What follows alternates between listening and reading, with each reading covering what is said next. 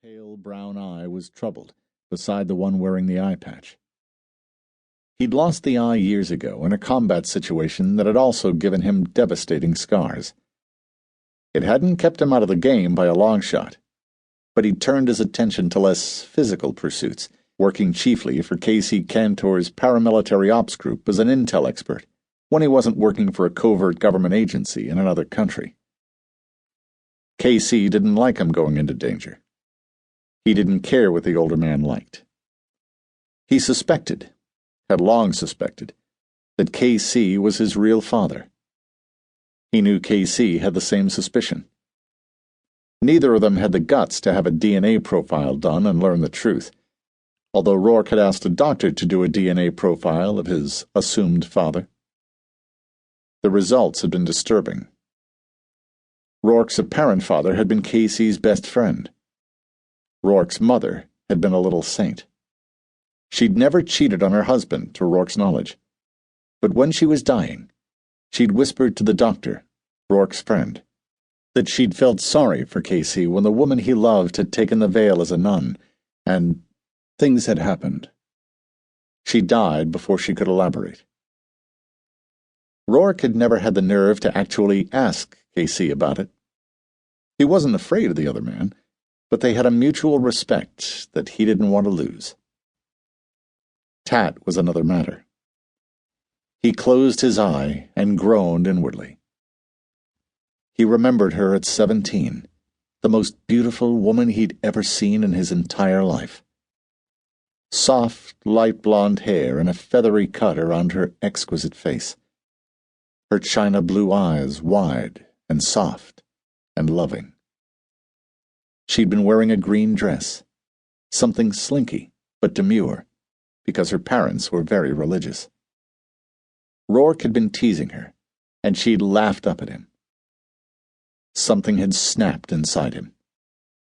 He'd gathered her up like priceless treasure and started kissing her. Actually, he'd done a lot more than just kiss her. Only the sudden arrival of her mother had broken it up, and her mother had been furious.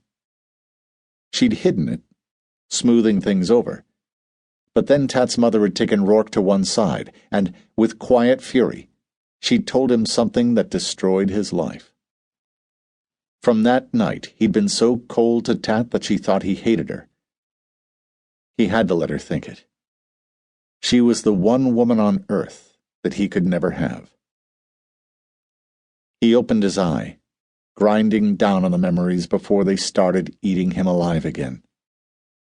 He wished that he'd never touched her, that he didn't have the shy innocence of her mouth, her worshipping eyes, to haunt his dreams. He'd driven her into the arms of other men with his hatred, and that only made the pain worse. He taunted her with it when he knew it was his own fault. He'd had no choice. He couldn't even tell her the truth. She'd worshipped her mother. She had passed away from a virus she'd caught while nursing others.